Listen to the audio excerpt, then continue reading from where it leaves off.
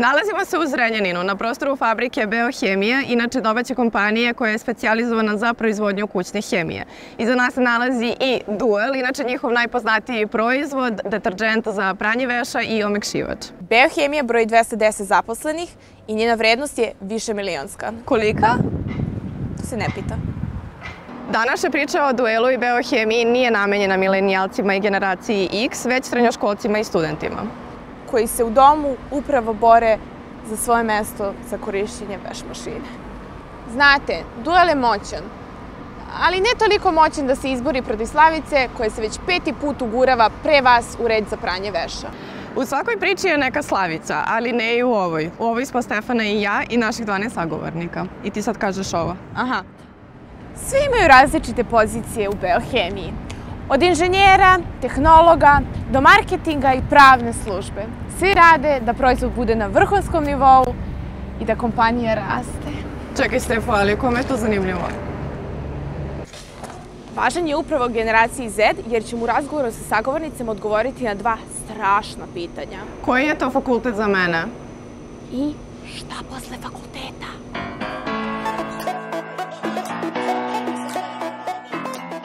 Mislili ste da je kontroli i proverama kraj? Ovo čak nije ni poslednja osoba sa kojom razgovaramo o kontroli. Vidite, kada je reč o kompanijama koje igraju ozbiljno na tržištu, ništa ne sme da prođe ispod radara. Pogotovo finansije. Ovde se i neplanirani troškovi planiraju i ne postoji kao kod nas studenata opcija preživeću sa 1000 dinara do kraja meseca. Moj domen je konkretno vezano za finansije, znači za brojeve. Samim tim što je proizvodna firma, naravno mora da ima malo više kontrola nego da su neke trgovačke ili tako nešto, mada nijedan njima ne trebaju kontrole. Kontroling konkretno se bavi kontrolom, samo što kažemo, troškova, znači njihovom devijacijom u odnosu na neke planove, postavljanje samih nekih planova budžeta na mesečnom, kvartalnom, polugodišnjem, godišnjem nivou, praćenje ostvarenja tih rezultata i troškova koje korespondiraju sa samim ostvarenjem rezultata i ukoliko dođe do nekih manjih ili većih odstupanja, analiza zašto je do toga došlo i predlaganje naravno zajedno sa menadžmentom za neke korektivne mere kako bi se u perspektivi otklonile te devijacije. Iako Jasnin i Miljanov posao izgledaju slično, Miljan je zapravo glavni rukovodilac kompanijskog novca. Jasna je u računovodstvu, pa razlika je u računovodstvu što se oni uglavnom, da kažemo, bave knjiženjem i protokom faktura i ostale dokumentacije, dok ja dođem negde otprilike posle računovodstva, znači posle proknjižavanja samih faktura, tih nekih izjava, knjižnih odobrenja, šta već imamo u kompaniji sa strane dobavljača ili kupaca, te analize da vidimo da li je sve zajedno s njom, naravno da li je sve dobro proknjiženo, da li treba nešto da se prebaci sa jednog mesta troška na drugi i računovodstvo se najviše se bavi izradom samih finansijskih izveštaja, bilans stanja, bilans uspeha, izveštaja o novčanim tokom i tako. Pored toga što rukovodi finansijama i na osnovu stručnog znanja iz ekonomije rukovodi svim finansijskim procenama, Miljan takođe ima ulogu u predlogu cena proizvoda. Tako je to, znači imamo, da kažemo, 2 stvari. Jedno je kad lansiramo proizvod na tržište novi, a drugi je kad radimo analizu i korekciju stanja postojećih već proizvoda. Ako imamo novi proizvod na tržištu, vodimo se time da li pratimo nešto što su konkurenti već napravili, pa mi znači ulazimo u taj segment ili sami kreiramo potrebu za nekim proizvodom, da kažem da smo neki inovatori, pioniri u nekom pogledu. Ukoliko smo pioniri u nekom pogledu, onda prvo što se vodimo time je naravno cena koštanja, koliko nas košta da proizvedemo taj proizvod i gledamo neku zadovoljavajuću maržu kojim bi pokrili neke trenutne ili buduće troškove vezano za reklamu, za prodajnu organizaciju. A sa druge strane, ukoliko imamo već neki postojeći proizvod, naravno vodimo se stanjem na tržištu koje cene ima naša konkurencija. Da li mi možemo uopšte da proizvedemo proizvod koji će zadovoljiti cenu koštanja i maržu odnosno zaradu koju mi želimo da postignemo. Rast kompanije znači i povećavanje cene proizvoda. Logično, zar ne? Možda izgleda logično, ali ne funkcionišu stvari tako. Za vrednost kompanije su najbitniji prihodi, koje ostvari na tržištu, ali to ne podrazumeva da se cene konstantno povećavaju. Prodaja može da raste na dva načina. Pa najbitnije za vrednost kompanije od čega zavisi to su prihodi koje on ostvaraju na tržištu, znači sama prodaja. Ta prodaja može jedino znači da raste ili trenutno na postojećem tržištu, znači kroz neku marketinšku kampanju, kroz lansiranje nekih proizvoda koji do sad nisu postojali, ili kroz otvaranje novih tržišta. Znači, Beohemija trenutno ide u tu, da kažemo, tržišnu ekspanziju, tražimo nova tržišta, naravno ne zapostavljamo Srbiju, ali tržište Srbije je, da kažemo, ograničeno nekih 6,5 miliona stanovnika, od toga ima mnogo manje potencijalnih potrošača, tako da i gledamo sad neka nova tržišta, Austrija, Nemačka, Rumunija, gde možemo dalje da plasiramo proizvodi, samim tim kako rastu prihodi, da nam raste profit EBITDA i samim tim i vrednost kompanije se povećava. Pre je vrednost kompanije uglavnom bila skoncentrisanja na osnovna sredstva koje imamo, znači mašine i ostale stvari. Sad nije tako, znači gleda se taj prihod i pored toga gleda se i snaga brenda.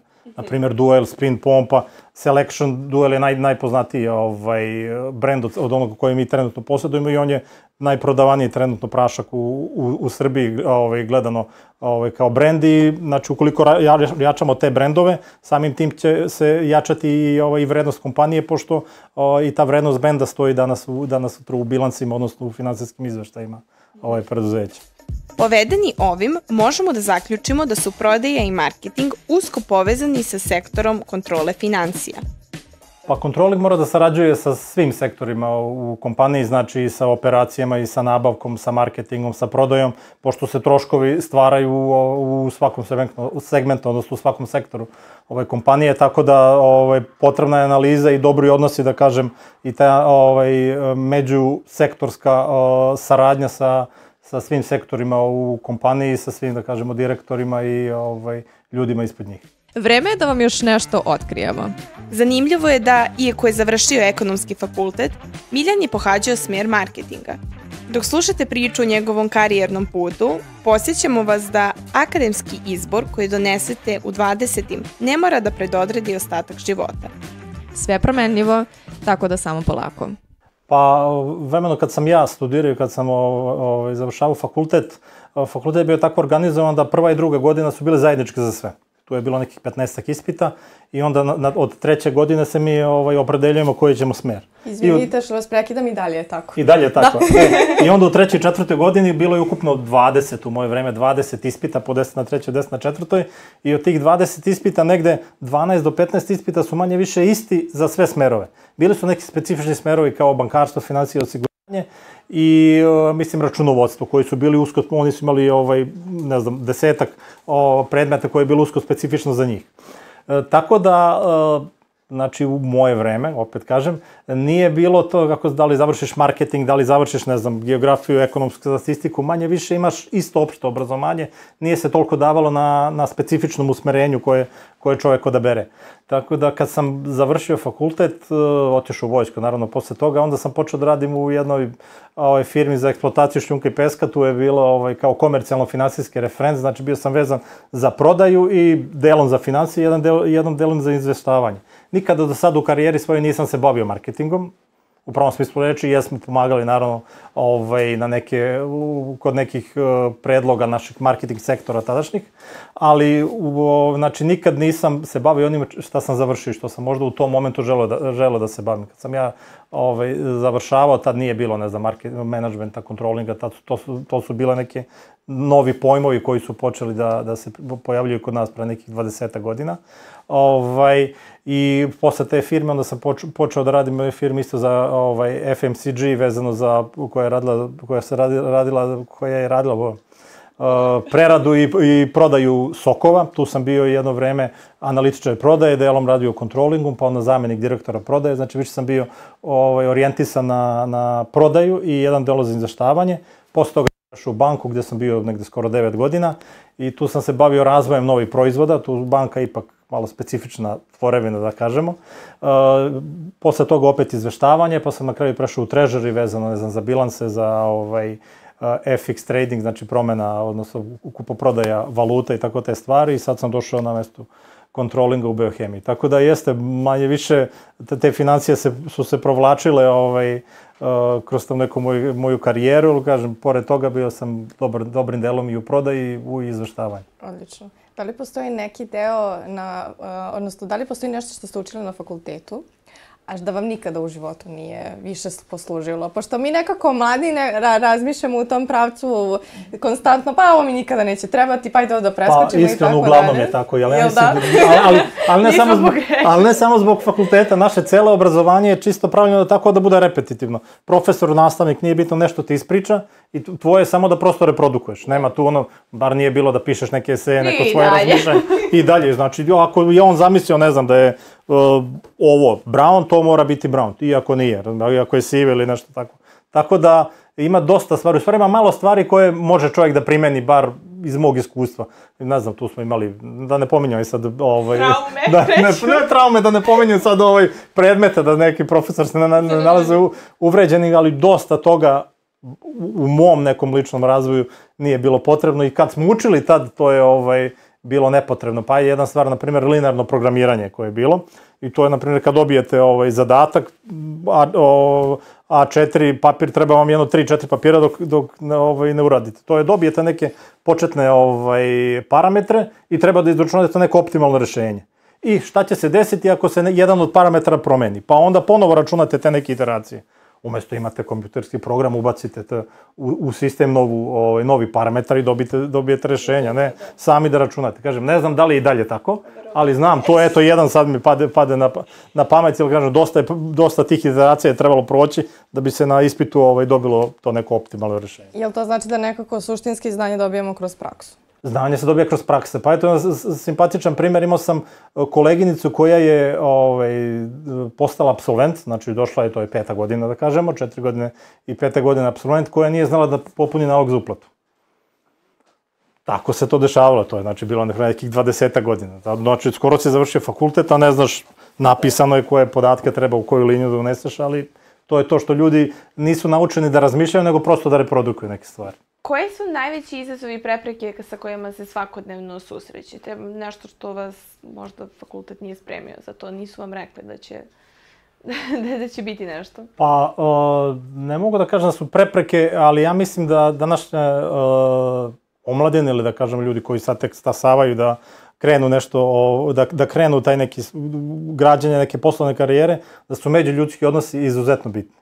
U redu sve to da naučimo nešto, da imamo neko predznanje, ali mislim da i na tome mnogo značaja daju i sadašnji poslodavci. Ti međuljudski odnosi, znači ta kolegijalnost, znači nekonfliktnost u odnosima, jer posao je nigde neće pobeći, znači najbitnije da smo mi ljudi, uz osmeh se sve mnogo lakše reši i jednostavnije, tako da mnogo lakše se prepreke pređu, to bih rekao da, i to je neka, da kažemo, moja pozitivna karakteristika, da stvarno da god sam bio, trudio sam se da budem vedrog duha, da uz osmeh sve to nešto rešavamo i moj savjet bi bio da ljudi steknu tu neku socijalnu inteligenciju kroz neko druženje, jer mislim da nešto će se naučiti za nedelju, 2, 3, ništa to nije, da kažemo, nuklearna fizika, osim nuklearne fizike, naravno. Ali mislim da treba da znaju da grade te neke međuljudske odnose, jer to će da, mislim, u perspektivi biti jedan od glavnih karakteristika da li će neko možda proći neki intervju ili neće. Da li biste našim mladim gledalcima koji gledaju ovu emisiju rekli, odnosno delili par nekih saveta kada je u pitanju vaša profesija, odnosno možda i šta oni treba da završe i generalno kako da se, ajde kažemo, usmeravaju da bi došli do vaše pozicije? Pa ukoliko neko želi da se bavi kontrolingom, znači da će mu, dakle, neću baš da budem bukvalista, ali život će mu se pretvoriti manje više u brojke. Naravno. Tačno sam znala, kad rekli, neću, treba da zna, i tačno sam znala. Da, neko mora biti precizan, znači mora da bude analitičan, jer broj je broj, mora da mu se priđe, kažemo, sa svih strana kad dobije neki podatak, da vidi zbog čega je taj podatak dobijan. Znači, za svaki neki pokazatelj koji dobije u firmi da ne uzme zdravo za gotovo, nego i za svakog tog broja nekih, bar u kompanijama, postoji neka istorija i zašto se do njega došlo. Ko hoće i želi da se bavi ovim, najbolje je da završi negde računovodstvo, financije, u stvari to bi bilo negde must have danas. da se tome posveti, da stalno se unapređuje, da se ne boji da nešto pita, da kaže ne znam, jer i to nije problem i ja danas. Kad prvi put s nečim susrećam, imamo kolege koji imaju mnogo više iskustva na nekim drugim poljima, on mnogo bolje, na primjer, kolega iz operacija će da mi zna nešto u fabrici, zašto je, ne znam, struja skočila ili je potrošnja opala, tako da mislim da i treba biti svestran, ne samo usko specijalizovan, da kažemo, za računovodstvo, financije ili već koji god poziv oni izaberu, ali treba pomalo da budemo, što kaže u fudbalu, totalni igrači, znači da pokrivamo negde svaku poziciju, da znamo od svega pomalo, ne možemo naravno biti eksperti u svim poljima, ali da razumemo kako funkcioniše kompanija, ali naravno to će sve doći uz karijeru, ali i ja mislim da za početak bi trebalo da gledaju negde gde će imati dobrog mentora u kompaniji, znači od koga će moći mnogo da nauče. Financije naravno jesu bitne, ali možda u prvih tih 2-3 godine trebalo bi što više da se vidi da se nauči, da se steknu neki kontakti za neku perspektivu i neki dalji razvoj. Odlično. Hvala vam puno. Hvala vam. Sada, kada smo ustanovili od kolike su važnosti finansije, hajde da saznamo kako možemo pravno da se zaštitimo. Generalno, kod naših fakulteta je ta teorija uz odsustvo apsolutne prakse. Advokat, uopšte generalno pravnik, ko završi pravo, ne podrazumeva se da poznaje pravo apsolutno. Poznaje neke osnovne institute pravne i treba da zna da se snalazi na polju tumačenja prava i nalaženja odredba odgovarajućih u zakonskim normama. Kada radim, volim da postavim stvari tako da izbjegnem buduće probleme. Pa onda kada idete na suđenja često, što je moja najveća i pasija, onda imate situaciju da vidite na terenu šta se mogu budu potencijalni problemi. To iskustvo je opet vrlo značajno jer možete ga implementirate kroz vaš rad. Vidimo se u sledećoj epizodi.